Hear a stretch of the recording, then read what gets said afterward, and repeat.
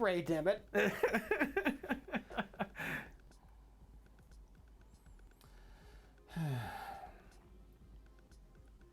Who does your taxes? Oh, that was a fun line. I wish this movie had fun lines. It is some early on. Yeah. Oh, don't they ask him for a piece of his brain, or is that the first That's one? first one. No, sorry. It's going up, holding out for hope that there was a fun line in this one. No, Ray is Ray. covered. They're both covered with the positively charged slime, so they just say they love each other, even though he doesn't. They don't know each other. Well, it's like being drunk or whatever. He's high. on Whatever. happiness. And then this doesn't make any sense. I know it's supposed to be just like an end gag, but Oh, it's yeah. stupid. Oh, this is beyond stupid. It's into cartoony realm. It's a fun painting by itself. It's amusing looking, but yeah, why this doesn't make any sense. Did Vigo paint that before he died?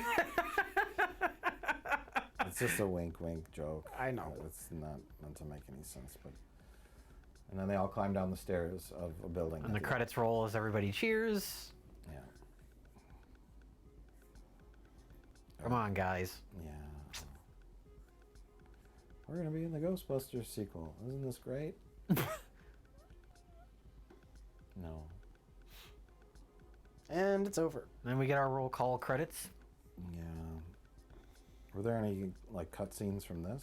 I don't remember him opening the fridge. So some of this stuff is footage that wasn't in the rest of the movie, and then it cuts to the scene you were talking about, Rich. It shows a little bit of that. Oh, yeah, the Statue of Liberty? Yeah, like this wasn't in the movie. I miss Rick Moranis.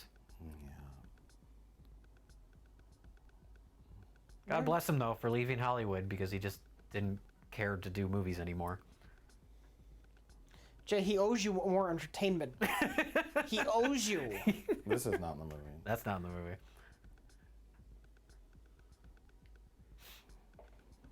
They never wear those new uniforms outside of the montage, do they? I Yeah, think why is he there? why is he there? This is like wrapping up his little subplot, but they didn't care, so they just cut it out of the movie. Not that it was a subplot, but making him become a See, more some of positive these- character. Some of these shots, I'm assuming they shot for though. There's another deleted scene where they talk to the mayor before they go into the museum. Another scene where they talk to the mayor? Yeah, before they go into the museum. There's another cut scene. Oh, like outside the Yeah. museum? Yeah. Okay. What do they talk to him about? I haven't seen it, but I know it existed at some point. Okay.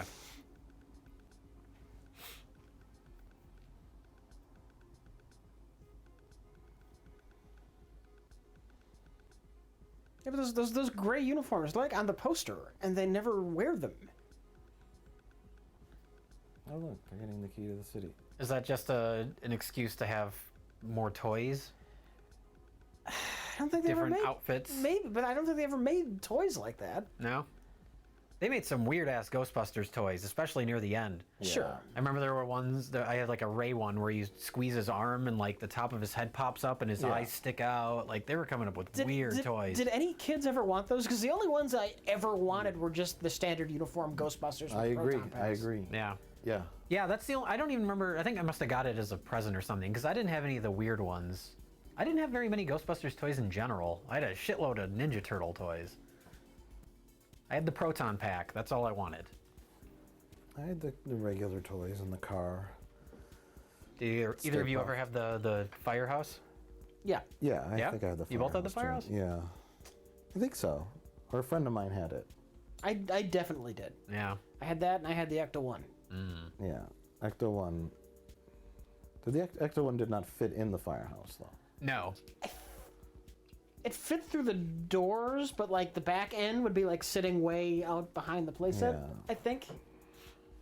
I could be misremembering. Was the firehouse like Castle Grayskull where it like hinges open? Yeah. And Okay. it would close. Yeah, I didn't have the firehouse. I remember like a friend did.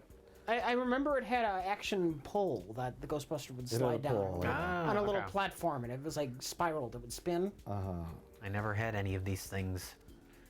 All I had was Ray. When you squeezed his arm, his eyes popped out. Jay had a part of a slinky. And part of a slinky.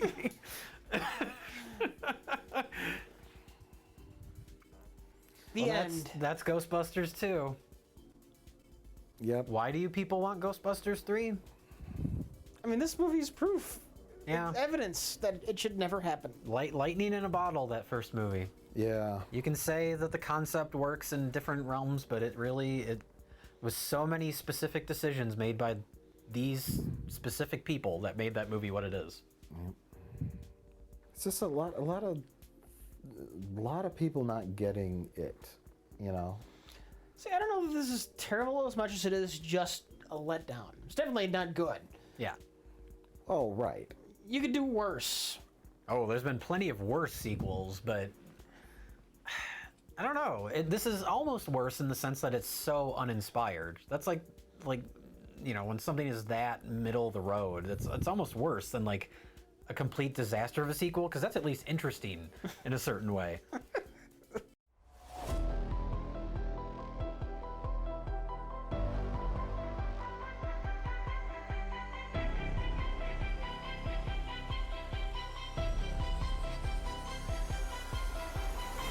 Welcome to Theories. of the third kind.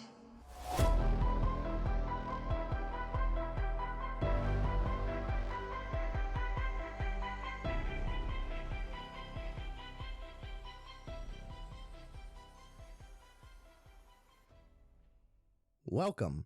First off, I want to say thank you to whomever you are listening for opening your minds to receive an extra knowledge nugget each week. It means a lot to us, and, you know, I just want you to know that.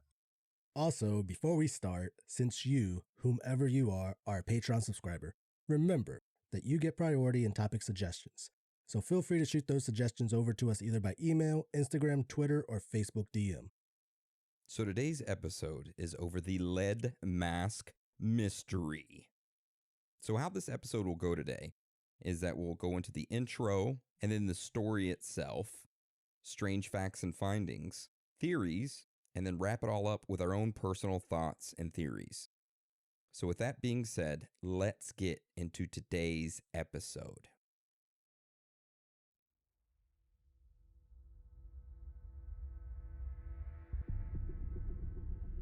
Two men found dead under mysterious circumstances, on top of a hill, both wearing suits, raincoats, and strange lead masks.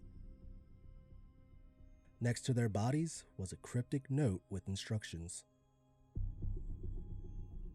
Did these men just commit suicide together, or was it something more strange, like being involved in a secret deal involving radioactive material, or being part of a secret Scientology cult? Others propose that they may have been time travelers, while some say that there were UFO reports in the area and that they were abducted by aliens. This is the Lead Mask Mystery. So just like every week, we start at the beginning of the story. So, Aaron, do you want to start us off? Absolutely. So this entire story revolves around two individuals, 32-year-old Manuel Pereira de Cruz and 34-year-old Miguel Jose Viana.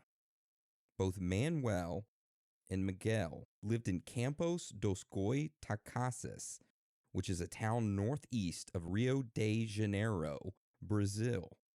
They both were good friends and were also both electrical engineers who made a living repairing televisions and often were seen working together.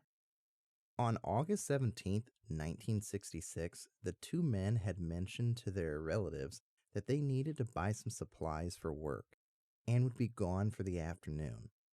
The men then hopped on a bus heading to Niterói, which was 160 miles away. The two men arrived in Niterói at 2:30 p.m. They went to a local shop there and they both purchased waterproof coats, aka raincoats. When they went to a local bar and purchased one bottle of water. At this bar, the waitress noticed that Miguel was being very nervous and that he was frequently checking his watch. So after purchasing this water, the men left the bar, and this was the last time they were seen alive. So now we're going to transition to 3 days later, on August 20th, 1966. On that afternoon, a kid named Jorge de Costa Alaves wanted to fly a kite. So he decided to go to the Ventim Hill in that town of Niterói. As Jorge is flying his kite, he spots something odd in the tall grass.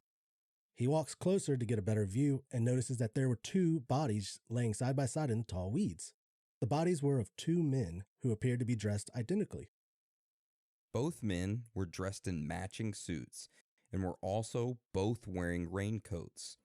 Jorge also noticed that both men had these weird types of masks over their faces. Jorge then runs down the hill and to the nearest phone. He calls the local police to tell them what he had just found. Now, this Ventim Hill had some difficult terrain, so the police were unable to reach the bodies until the next day. When the team of police officers arrived, they encountered an odd scene. The bodies had severely decomposed and were rested next to each other, partially covered by grass. Each one wore a formal suit, a lead eye mask, and a waterproof raincoat. There were no signs of trauma or any evidence of a struggle. Next to the corpses, police found an empty water bottle and a packet containing 2 wet towels. A small notebook was also identified, on which was written some cryptic instructions that said the following in Portuguese: 1630, be at the determined place. 1830, swallow capsules. After effect, protect metals. Wait for signal. So the police ended up taking the bodies to the coroner's office, but no autopsy or toxicology report was ever performed due to the internal organs of the